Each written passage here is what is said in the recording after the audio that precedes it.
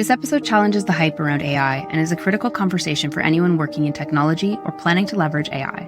Today we have two special guests, Dr. Emily M. Bender and Dr. Alex Hanna, the authors of The AI Con, How to Fight Big Tech's Hype and Create the Future We Want. In this episode we cover the exaggerations and limitations of AI and LLMs, how until we know how LLMs are trained, we can't trust them or build around their biases, how focusing on assisting users is critical, not on replacing users, that workers must stand up and resist AI automation, and the damage caused by AI hype boosters and doomers. My concern with the LLMs that everyone thinks about, so Gemini, ChatGPT, Claude, all of these things, is that they are built on absolutely enormous, poorly curated and undisclosed training sets. And so we don't really know what's in there. We don't have the ability to start reasoning about the kinds of biases that we would want to mitigate for particular use cases.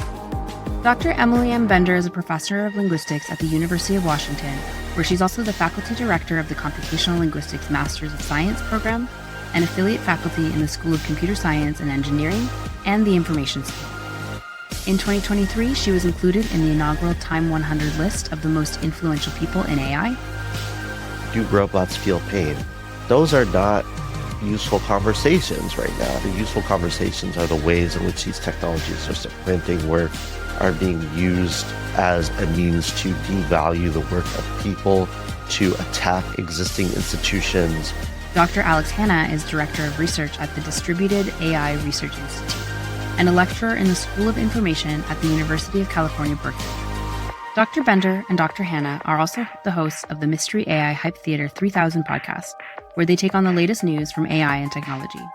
Being a software engineer is more than just writing code. And even if you can automate in a janky way the output of code that sometimes helps you, that doesn't mean you've automated software engineering. A lot of workers get accused of being Luddites, and they get accused of being anti-technology because they're worried about the intrusion of this work into their workplaces. And it might get sold as augmenting human ability and human skill. But the reality is they are developed and they're rolled out and they become replacements for actual human work and creativity and care when they can do nothing of the such. Thank you for listening to the Design of AI podcast. If you like this episode, please follow us on your favorite podcasting app and leave us a review. This episode is brought to you by PH1 Research, a research and strategy consultancy specialized in the mapping of the future of your business and product. Get more information at ph1.ca. Well, hello, Emily and Alex. I am so excited to have you here because of your book, The AI Con.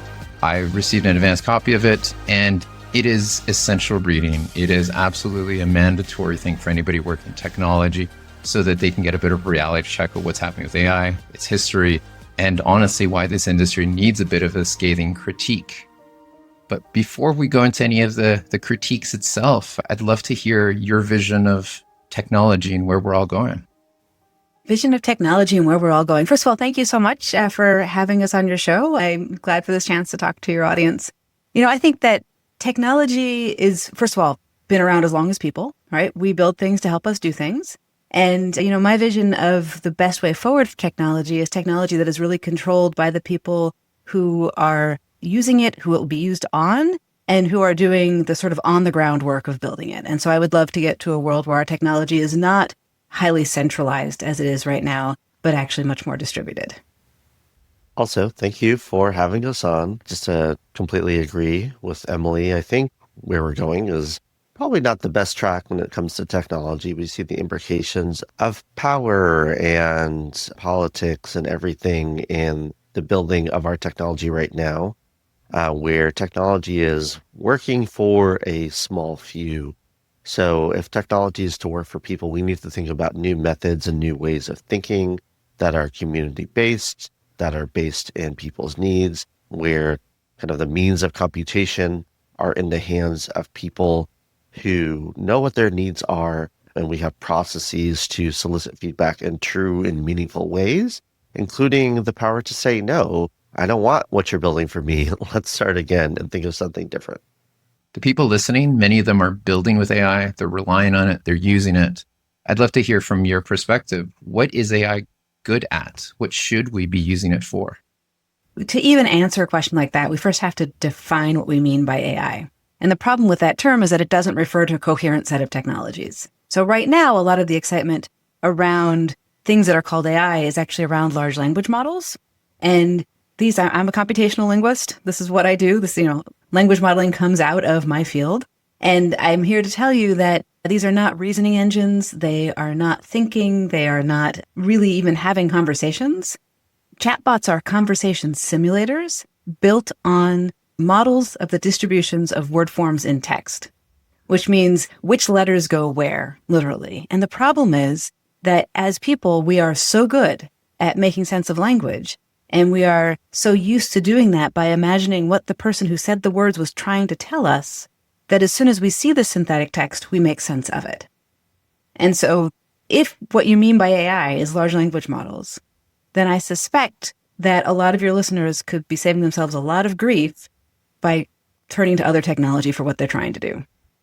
And when we say that the current batch of LLMs are good at word predicting, what is necessary for them to get to a point of reasoning in any form or capacity? There's a presupposition in your question that there's a path from language modeling to reasoning, and I don't think there is. So reasoning is a big set of problems that has to do with building a model of the world, building in rules or patterns for how to get from one set of facts to some set of conclusions, and so on. And you could imagine doing something that is very intensely language-based, but it still wouldn't be, well, what's a likely next word to come next? So how would you define reasoning? And are there any breakthroughs in that? How would we know if reasoning has happened? None of that is actually my job, right? I'm not actually trying to build AI systems, but what my job is building language technology and understanding how language works. And so my advice to somebody who is asking questions like what you're asking is to say, well, what's the specific task that I'm trying to automate? What is the input that I have available? How will the user be using the output? And how do I build something so that the user has the information that they need to use the output in an appropriate and reliable way? Now, obviously, me talking about reasoning adds to the bullshit. And my favorite line from your book, and you say it every week on your show, is every time we think we've reached the summit of Bullshit Mountain, there's more to come. What's essential for our audience to know about this hype?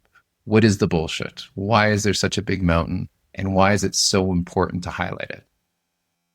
So, yeah, this line is great. This line is fantastic. This is thanks to our producer, Christy Taylor.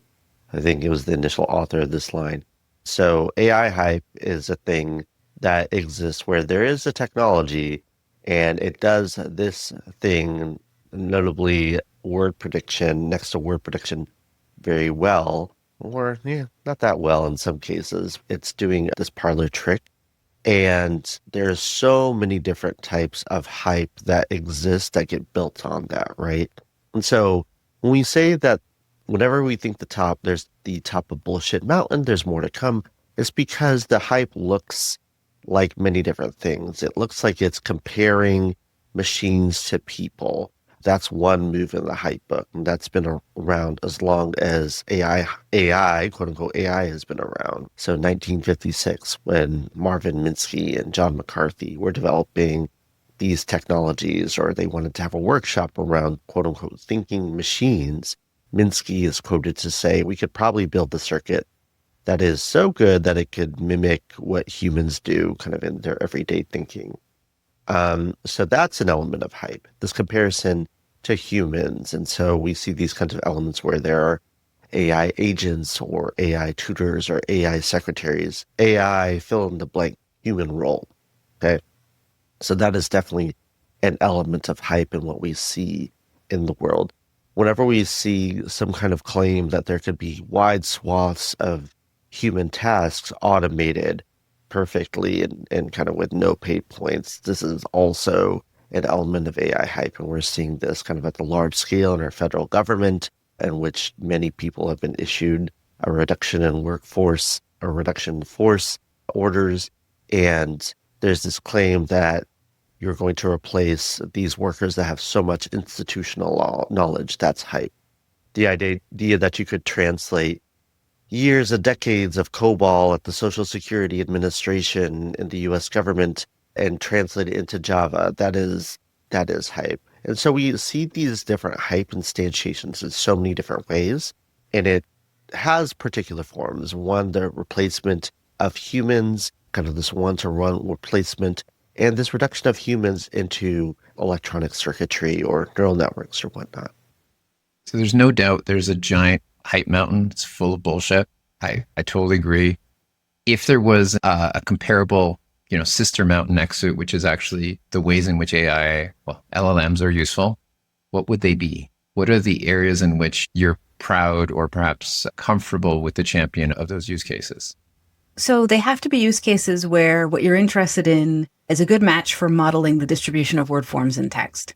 And language modeling as a technology is actually pretty old. It goes back to the work of Claude Shannon in the 1940s, and it's an important component of systems like automatic transcription and machine translation, where you have some component of the system that says, here's the words that input signal, so words in another language or audio, might have been.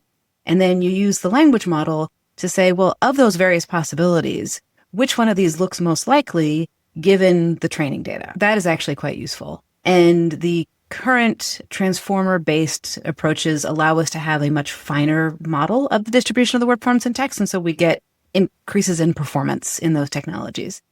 My concern with the LLMs that everyone thinks about, so Gemini, ChatGPT, Claude, all of these things, is that they are built on absolutely enormous, poorly curated and undisclosed training sets. And so we don't really know what's in there. We don't have the ability to start reasoning about the kinds of biases that we would want to mitigate for particular use cases. And sort of beyond that, folks have shown, and I'm sorry, I could look up the citation for your show notes, that Whisper, for example, which comes from OpenAI, which is an automatic transcription system based on large language modeling technology, will sometimes output just random strings that weren't in the audio input at all. And that's because the architecture has changed from really being tightly coupled input to output to effectively letting the language model do its text fabrication thing a little bit too much. And of course, you're going to get all the biases super amplified in that as well. So the collection of use cases, if you put them next to Bullshit Mountain, wouldn't even be a foothill.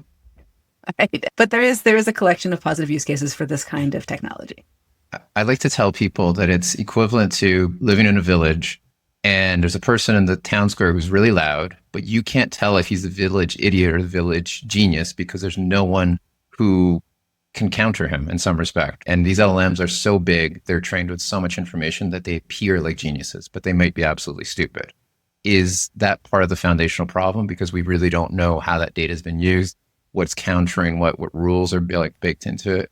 So there's two issues. One is the unknown data, right? But the other is synthetic text. So just repeatedly answering the question, what's a likely word to come next, can make something that looks very convincing and reads as very confident, but it is never actually working with the input data as information. It's working with the input data as word spellings. And I hear you about the village idiot, village genius metaphor, but that's already a little bit too anthropomorphizing for me. So Alec, maybe you can comment on what are the dangers of anthropomorphizing? Yeah, the danger is to grant, as Emily had suggested, this notion that there is a mind behind the words and that there is any kind of mutual meaning making that's happening between these word prediction machines, right? And so we make meaning with people in different ways. We make meaning through shared experiences, intersubjectivity, which I believe is the linguistic word. I'm not a linguist, I'm a sociologist, but I've learned a lot from Emily. This kind of shared meaning is one thing. We're granting then into some conversations which are not the central conversations, not the useful ones, like, do robots have rights? There was this terrible article by Kevin Roos, New York Times journalist, who is much too credulous for these technologies, in which he's having these conversations. Do robots feel pain? Those are not useful conversations right now. I mean, the useful conversations are the ways in which these technologies are supplanting work, are being used as a means to devalue the work of people, to attack existing institutions, to not shore up the kind of divestment in existing social and political institutions that we've had for decades. But it's kind of the latest line of tools to promise that it's going to be this breakthrough. So anthropomorphizing has that function. It also has the function of reducing the notion of who is and what it means to be human. In the kind of worst case, Sam Altman had some kind of case in which he said, riffing off a paper that Emily was an author on, as well as the executive director and founder of DARE, where I work, to meet to brew, where they had written on the dangers of stochastic parrots. And Altman had remarked, I'm a stochastic parrot, and so are you. So this kind of notion that there's a reduction of the human to kind of a means of kind of a mechanical or complex word prediction machines. And how do you two feel about this vision that's being laid out by many, quote unquote, thought leaders that we as humans need to shift over to orchestrating roles, that we ultimately will be the operators of the assembly lines, but the robots will do the work? How does that make you feel? Does that make your blood boil over? Yeah, I mean, I think it also it's a very narrow idea of what work is. If you think about all of the kinds of work in the world, think about especially care work. So caring for the elderly, caring for children, being a teacher, working in a hospital, all of that is so like intensely human to human. And when it's like, well, we're just going to sit back and run, Alex and I on our podcast recently went through this terrible artifact called AI 2027. And there's this like vision of this fictional company called Open Brain, where there was the human AI engineers, and then they start just sort of managing teams of artificial machine AI engineers. And I think that a lot of times when people make those pronouncements, they just imagine that the only kind of work in the world is the work that they do.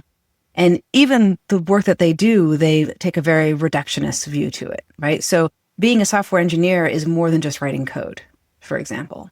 And even if you can automate in a janky way the output of code that sometimes helps you, that doesn't mean you've automated software engineering. There was a survey of U.S. workers that Pew did, and it found that I think only about 17% of U.S. workers had used these tools in any capacity. It should be noted that I think 1% said that they had used them like intensely, and then 16% were like, oh, some of the time. And yes, there is a very AI-centric view in which it says, oh, we're going to automate so much different work. So it really misunderstands what work is, what it means to labor. And there's an idea that these things are going to do this stuff well, or whatever quote unquote work is. And that's not even the case. I think there had been another study that said that in the cases in which there was code writing that had been done, it tended to be that the output was pretty low quality, or there had to be a lot more oversight on this.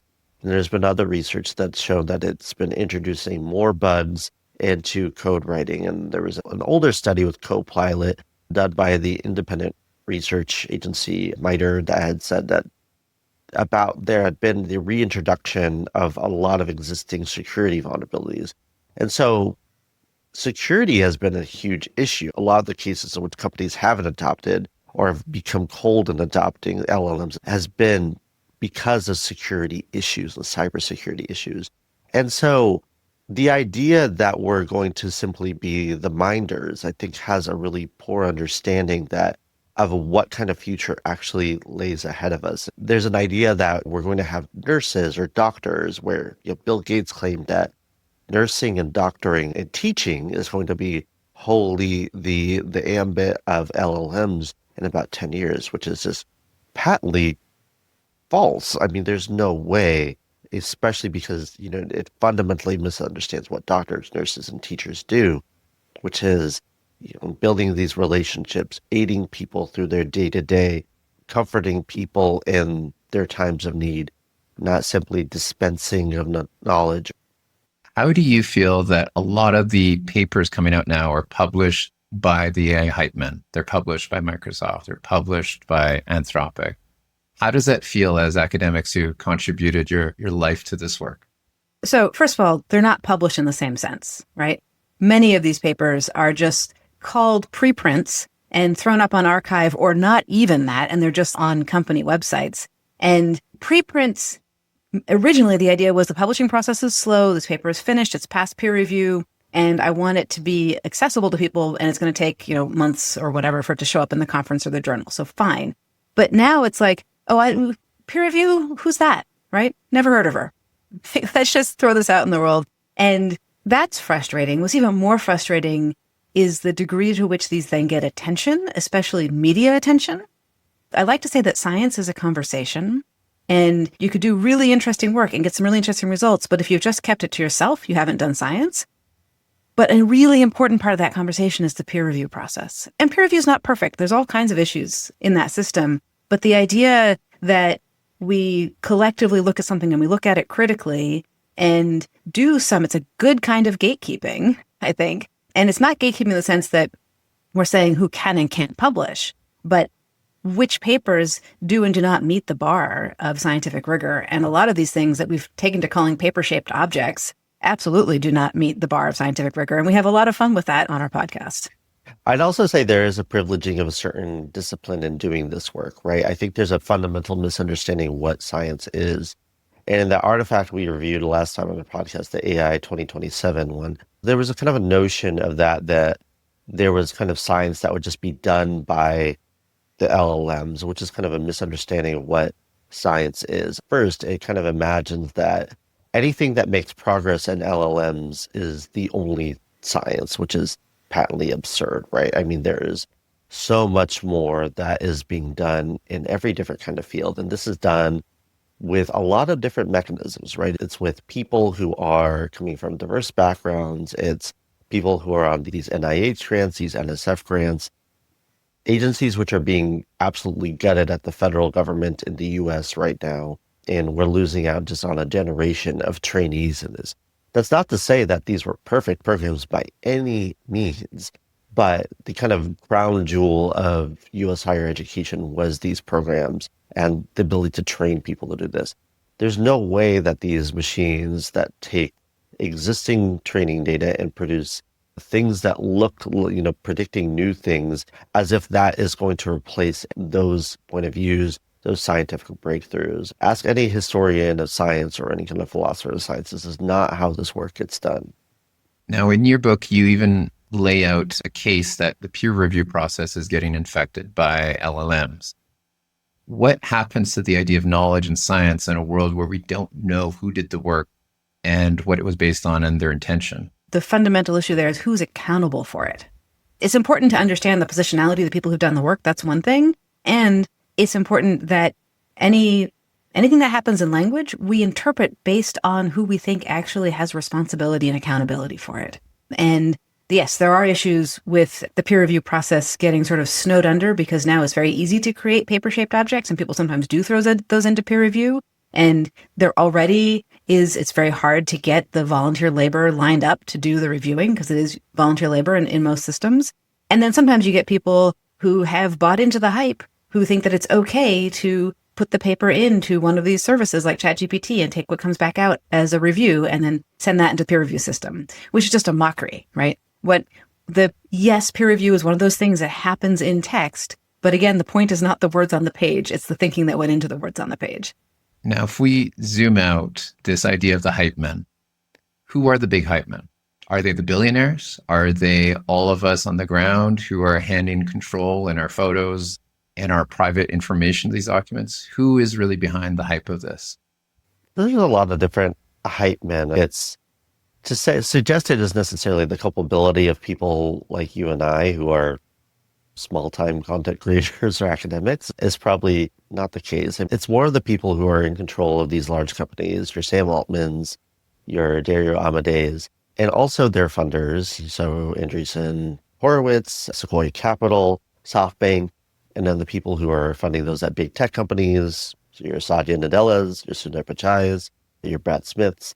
I mean, those are people who are major players just in terms of the people who are institutionally your major hype men. You also have a lot of people who are the architects of very, very disturbing ideologies like the test wheel bundle, the transhumanists, extropianists, singularians, cosmicisms. You're people like Eliza Yudkowsky, people who are these AI doomers, people who think that if we optimize things to a certain degree, we're going to have perfect morality. Your Nick Bostroms, the people take this long-termist view. I mean, so those are people that may not have the same kind of financial stake in the game, but definitely have the ideological one.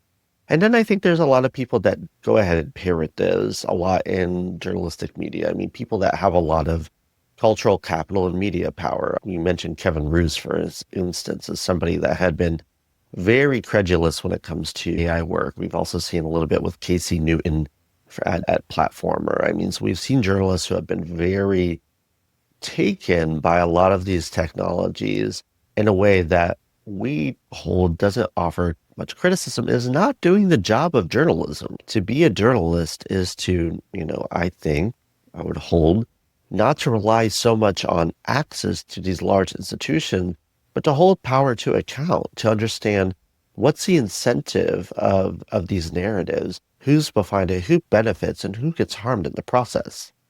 So you mentioned incentives. 15 years ago, I saw Ray Kurzweil, who's the author of The Singularity. It's a concept that ultimately technology and humans will merge. Clearly, you're critical of that concept, and rightfully so. But I have to say, as someone who was in the audience, who read his book, it's compelling. You almost want it to be true. You almost want to believe that the future is going to be Star Trek. What do you think the incentive is for us as audiences, as normal humans, to want that kind of techno-utopian future? That's a great question. And as a Trekkie myself, I mean, we love to think that the easiest way of getting there is for someone else to do it for us.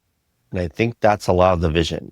If we have with this technology, it's going to build some kind of a singular consciousness, and it's going to lead us to this fully automated luxury communism, right? Something that we forget about Star Trek, The Next Generation, is even to get there was a lot of pain and strife.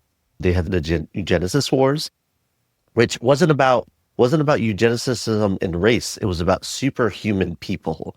So Khan, that famous Star Trek 2. Star Trek, where Will Shatner goes, Khan, so like Khan is this element of this person in which there's massive genocidal violence.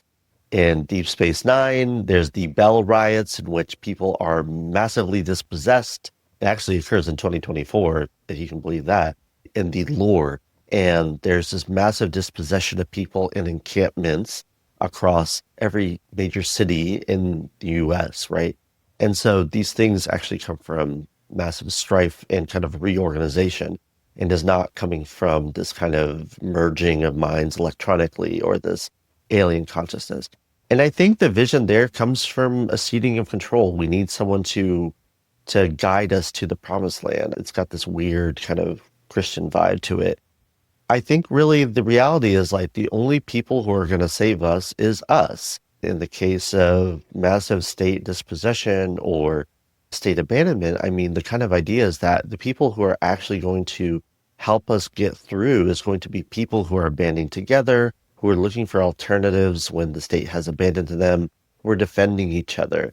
And I would say that the kind of vision of singularityism and the vision of all these different ideologies is an authoritarian one that says that we were going to take care of you. Mark Andreessen has said so, and Sam Altman has said so. We're going to be in a state of limitless abundance in which machines are going to produce so much, and we're not going to have scarcity. But that's not the case, especially in the case where people don't have control of their livelihoods and their futures. And so it's kind of the easy way out.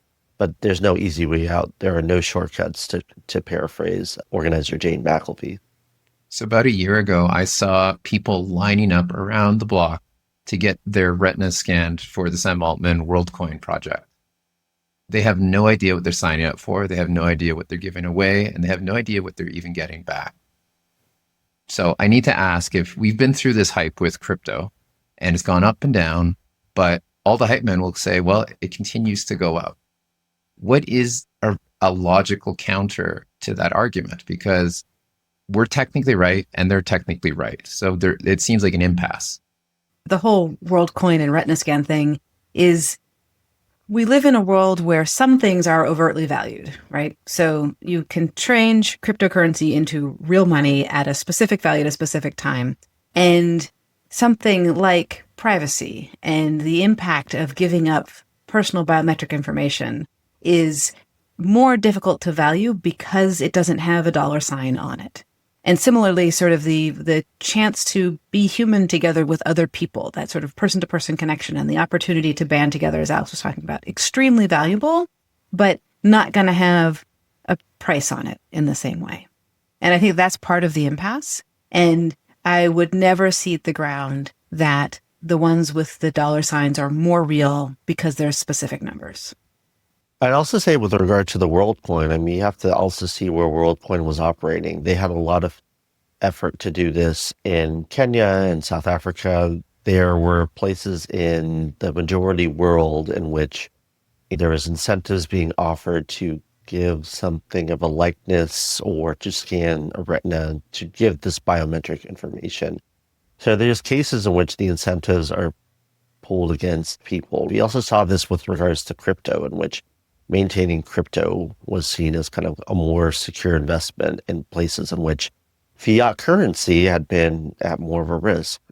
That's not an issue. That's not some innovation in crypto. That's taking advantage of an extractive colonial economy in which inflation has gone out of control. So there's hype around it, but I mean, like, you can hype better than pointing to that and saying, like, this is offering real economic independence for people in the majority world. But no, that's taking advantage of post-colonial situations in the majority world. That's not offering economic independence.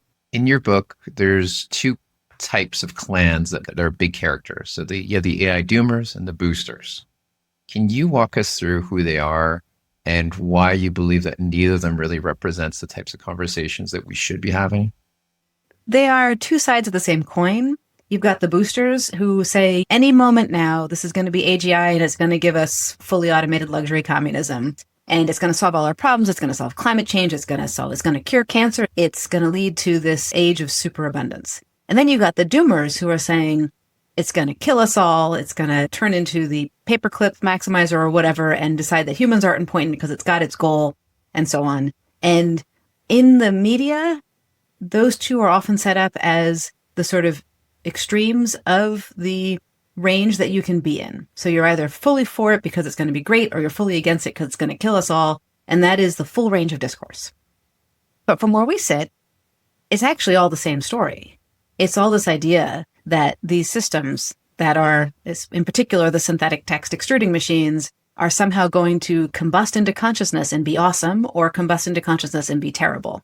And none of that is based in reality. And it's been very frustrating when the media sort of frames it as, well, here's the full range. And so Emily and Alex, you're somewhere in the middle there, right? And it's like, no, actually, we're over here laughing at all those guys. And so they ended up being sort of the opening of the book. And then we get into the doomers again in the penultimate chapter. And it was a bit of a struggle because, like, we don't want to let them frame the whole thing, but also it is framing so much of the discourse that we had to talk about it some. So that's how we chose to do it. So we said at the top that a lot of the audience are people actively building with AI or leveraging in some form. Where should they sit in this dialogue? What is a reasonable criticism that they should walk into their job with? What is the type of conversation they should be having with their coworkers and their bosses and their investors that is responsible to them trying to make a living, but also responsible to their commitments to society and humanity as a whole? People at work need to start thinking about what these systems are, what they're purported to do, and how they're supposed to make things easier for them at work or for their consumers. It's really hard to push back because it seems like every single company is shoving quote unquote AI into everything. You open up your new app or an app you've been using for years, and then you see this kind of sparkle emoji. And I'm very upset because that sparkle emoji is a great emoji and it's been taken over by AI, and it's very upsetting. And it also gives this patina of these things are magic or witchcraft. And that's very upsetting for people who know actual witches and are very enamored with that. There's a lot of very basic questions. We offer this at the end of the book. What are the inputs and outputs of such a system? You could think of examples that make no sense, like inputting an image of a human face and having it tell if that person is a criminal. That certainly isn't the case. Criminality is something that is socially defined, as we're very much seeing in our current era in the US. This certainly doesn't carry any water. What's the data that is trained on? Is that data going to be helpful? When people say it's something that's trained on the quote unquote whole internet, no, it's not. Like, what is the whole internet?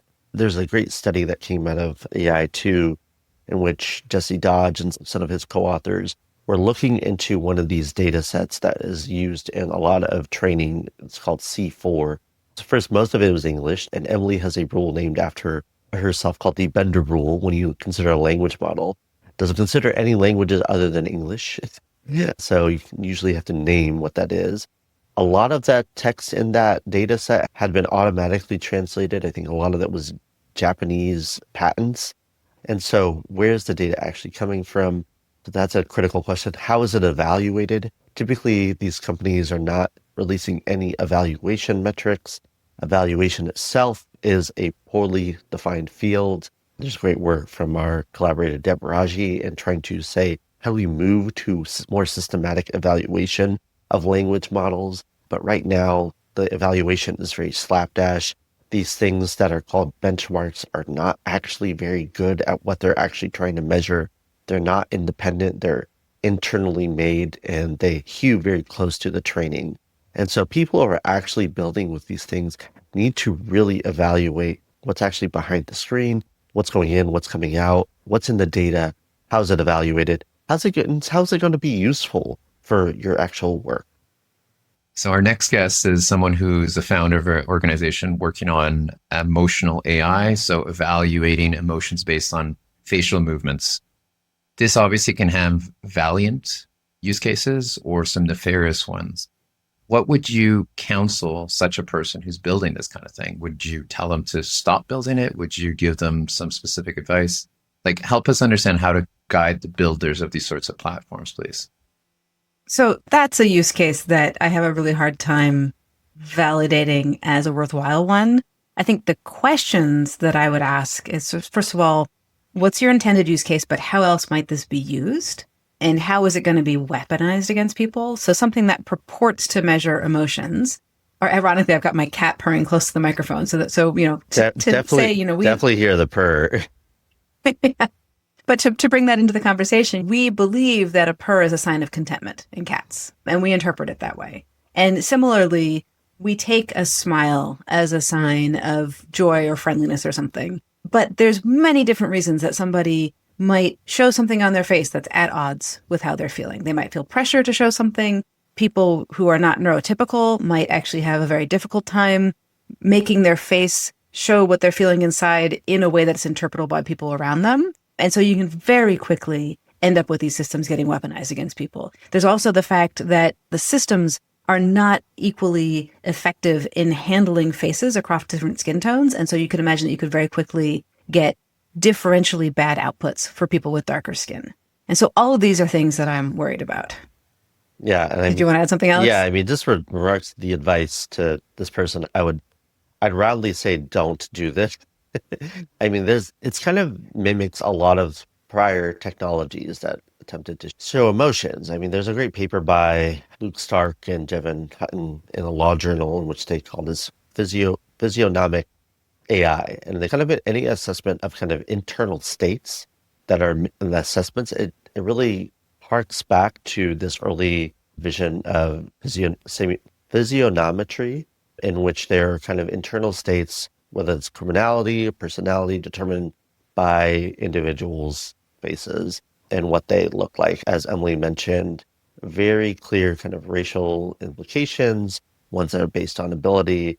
But it's also the case that you're also changing behavior of people. There's reporting in which students do try to do some training in these, in which they're like actually trying to see their faces and train their faces to kind of comport with the training of this to seem more typical. But there's so much in which this is culturally dependent. This is dependent on how people are in different environments. And it's really going to harm the people the least suited to, in not in a majoritarian class of people in terms of race, ethnicity, nationality, and whatnot. Now, that puts people in a tough position because, again, from a typical commerce perspective, the idea of automating customer service requests seems reasonable. And to do that does require us to understand the context of conversation, what people's intentions are, and how to route those appropriately to the best resource possible.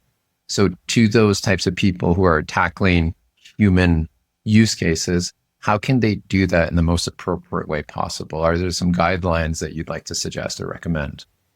So I think stepping away from this is an automated customer service agent to this is an automated system that we use to help the customer connect to the right resource, sort of making it a narrower use case and making it very transparent to the user about what it actually can and can't do is fine, right? If you think about the press or say one phone menus, those are a little bit annoying, but you know what it's going to do. If you've gone through 5 options and none of them match what you're looking for, then you know that that menu can't do the thing you're looking for. And you hope for the press 0 to talk to a person directly kind of a thing, right?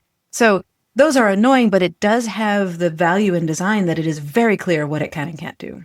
And if we're doing something that is a natural language interface, we have to work extra hard to maintain that transparency because natural language, as we use it, is very flexible. And so it's going to look more flexible than it is.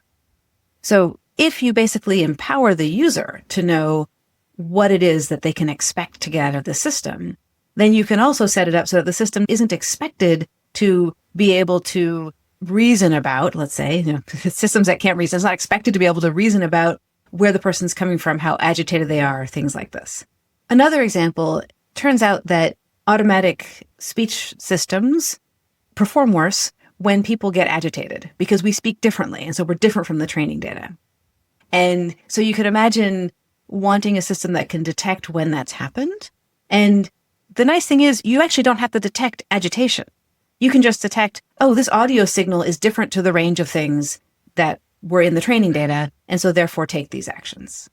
Right. So I think basically stepping away from this thing is human-like and stepping away from this thing is set up to detect emotions positions you to actually make more effective automation. A running conversation through AI space right now is whether the focus should be augmenting human capabilities or automating. And Alex, you've touched on this quite a bit, that the current hype train is really trying to degrade worker rights.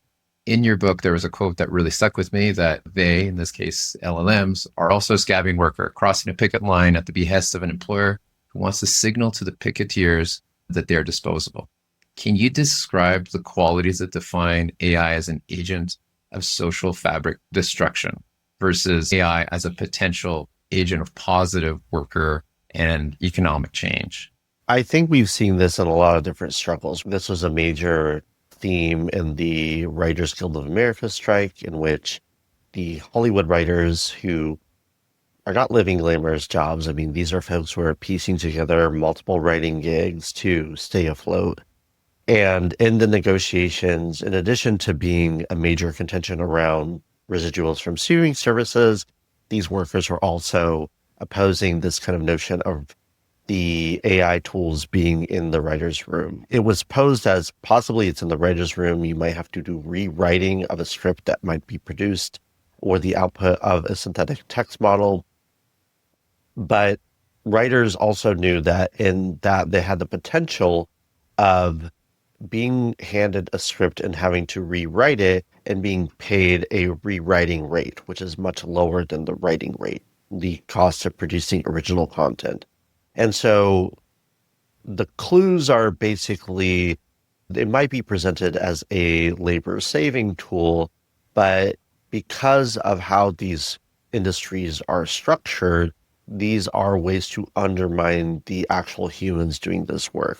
We mentioned a survey in one of the chapters in which I think about a third of artists, graphic designers had reported that they had lost work due to the introduction of these tools.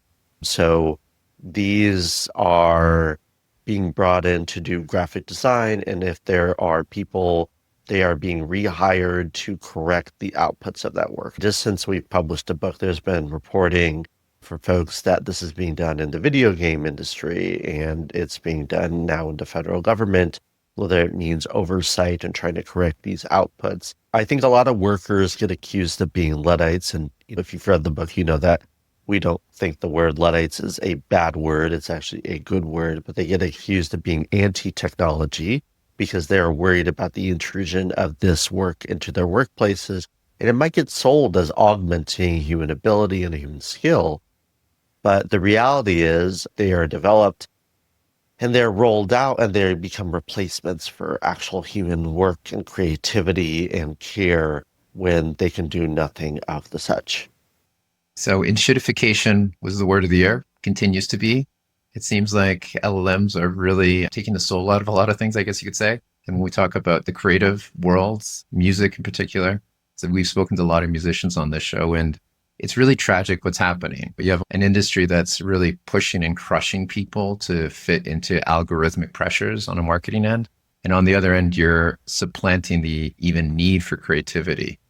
So when I hear this piece about a scavenging worker, I am also hearing the tension in people's homes when an employer might force their employee to learn something or get out, or the idea that you're hearing constantly you're going to get replaced, or this idea that if you don't keep up, you're a Luddite. How can we help these people? And it's something that I personally struggle with so much that I just don't know what our role should be as champions on this topic. Should it be educating them on how to adopt this, or should it be normalizing that they don't need to? I definitely vote for normalizing refusal. And that refusal can be individual, and sometimes we are very empowered to do that. But as Alex was talking about before, actually the only people who are going to help us is us. And we are more able to refuse the more we band together and the more we have solidarity. And so I think that one of the issues in the current era is that the people selling the hype want to say that this is all new, this is all different. But in fact, if you look at it, and this is what a lot of Alex has been saying, it's the same old story. It is exploitation of workers, and that is as old as capitalism, right? And so the strategies for resisting are similar. And I think that part of the work of puncturing the AI hype is to sort of pull back that curtain and help people see that the strategies are going to be similar. Inshitification is one of the modes of what's happening. I want to say that the inshitification failure mode, if you can call it that, kind of starts when there's a product that seems to be helpful initially, and then because of the need for limitless growth, it becomes inshitified. So Cory Doctorow, when he talks about this term, he talks about Google search, and search wasn't perfect to start for sure. And we have folks like Sophia Noble who pointed out that, search perpetuated these awful kinds of stereotypes about Black girls. And so that is a case where there was a product that was nominally useful, but then now has become this AI overview, and then all these suggested ads, and then finally you might find something halfway down the page which is much more useful. And the argument in the book is not that ChatGPT is inshitified, it's that it's bad on arrival, right? I mean, this is a thing that's not producing any kind of useful outputs. The kind of inshitification argument, if it were to work, is that maybe this is nominally useful at one's job, kind of for writing code or maybe kind of an initial playing around, but then it becomes this thing in which employers rely on so heavily, it becomes required in your work. And we're actually seeing that. And we talk about this in the book, and it has come to pass in which we say, well, there might be a day where it's not optional. We're seeing this at tech companies. You have to use these tools. You have to, quote unquote, be more productive, even though you can't validate the outputs of what's happening here in your code and your writing or whatnot. You just kind of have to take it for given. If you took the careful time to actually validate this, you'd be left in the dust, right? Just to reiterate what Emily said, the refusal looks collective. It looks like, okay, I can push back at this at work.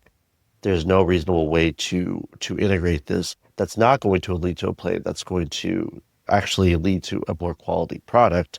But because I don't have the time to validate this at work, I'm being forced to do all this stuff and deal with these really shitty outputs at the end of the day. So it's easy to sit here and say the billionaires are assholes, the government is taking all the guardrails away, and that we as workers need to stand up and fight. But with technology becoming such an important industry and such a key part of the economy as a whole, what is the path forward? Do you see a path where resistance is even possible? Do you see a path where the LLMs shut down and hit a failure point? Like what is a path forward aside from accepting this as the norm? Yeah, resistance is always an option, and tech workers are workers, right? And they can come together in solidarity amongst themselves and across industries. So just because tech is big and is important doesn't mean it doesn't have workers. But also, this looks like a bubble. The amount of money that's gone in, and then there's someone from Sequoia Capital that we quote in the book saying, yeah, what is it, 600 billion? Was it, Alex? Some enormous number has been put in. Yeah, the 600 problem, I think he called, it was David Kahn at Sequoia Capital. He's effectively said that AI has to turn over a profit of, or rather, not even profit, I mean revenue of 600 billion. We're not even there. I think the revenue that we're seeing in this, it's something like 10 or 20 billion being reported. It's minuscule in comparison to the investment in hardware and labor that these companies have to turn over. So we're already seeing these kind of hints that the bubble is deflating. Folks are going to point to this recent cash investment in OpenAI, in which they were given $40 billion in investment bank by SoftBank. This is kind of like the dying throes, honestly. We have to throw so much money on this, and the promise is that we're going to have limitless productivity. When Satya Nadella was in an interview where he said, where's the 10% growth that we were shown that we had in the Industrial Revolution, in which there was an invention of the steam engine? It's not there, and it's not going to come.